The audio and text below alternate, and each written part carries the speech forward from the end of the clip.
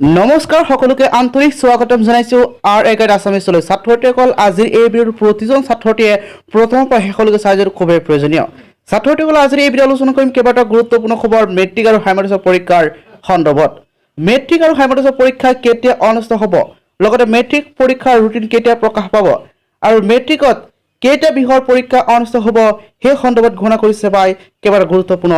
ঘোষণা গতিকে সেই বিষয়ে আলোচনা কৰিম আজিৰ এই ভিডিঅ'ত তোমালোকে ভিডিঅ'টো স্কিপ নকৰাকৈ শেষলৈকে চাই থাকিবা আৰু যদি মোৰ চেনেলত পোনপ্ৰথমবাৰৰ বাবে আহিছে তেতিয়াহ'লে ছাবস্ক্ৰাইব কৰিবলৈ পাহৰি নাযাবা এনেধৰণৰ ভিডিঅ' নিত্য পাবৰ কাৰণে এতিয়া হওক ভিডিঅ'টো আৰম্ভ কৰোঁ দেৰি নকৰাকৈ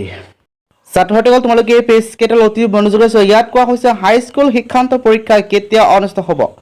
2-3 দিনৰ ভিতৰতে চৰকাৰৰ সৈতে চেভাই কৰিব আলোচনা পৰীক্ষাৰ সন্দৰ্ভত কেতিয়া অনুষ্ঠিত হ'ব পৰীক্ষা শুক্ৰবাৰে চেভাৰ কাৰ্যালয়ত আগন্তুক হাইস্কুল শিক্ষান্ত পৰীক্ষা অনুষ্ঠিত কৰাৰ সন্দৰ্ভত আলোচনাত মিলিত হয় সদৌ অসম ছাত্ৰ সন্থা চেভাৰ অধ্যক্ষ ৰমেশ চন্দ্ৰ জৈন সচিব পুৰঞ্জন সেনাপতি আৰু চেভাৰ অন্য বিষয়ৰ সৈতে আলোচনাত মিলিত হয় আছুৰ নেতৃবৰ্গ চেভা কৰ্তৃপক্ষই 2-3 দিনৰ ভিতৰত অসম চৰকাৰৰ লগত আলোচনা কৰি হাইস্কুল শিক্ষান্ত পৰীক্ষা কেতিয়া আৰু কেনেদৰে অনুষ্ঠিত কৰা হ'ব সেই বিষয়ে আলোচনা কৰি ৰাজহুৱা কৰিব বুলি ঘোষণা কৰিছে চেভাই এটা কথা সেবাক কৈছো যে জুলাই মাহত যদি পৰীক্ষা অনুষ্ঠিত হয় তেনেহলে আমাৰ অসমৰ যেটো পৰিস্থিতি বান পৰিস্থিতি সেই বান পৰিস্থিতিৰ কথাটো আমি সেবাক উনুকিয়াই দিছো যে বিভিন্ন জিলাৰ বহু চেণ্টাৰ বহু বিদ্যালয় বানপানীৰ তলত থাকে সেই সময়ত গতিকে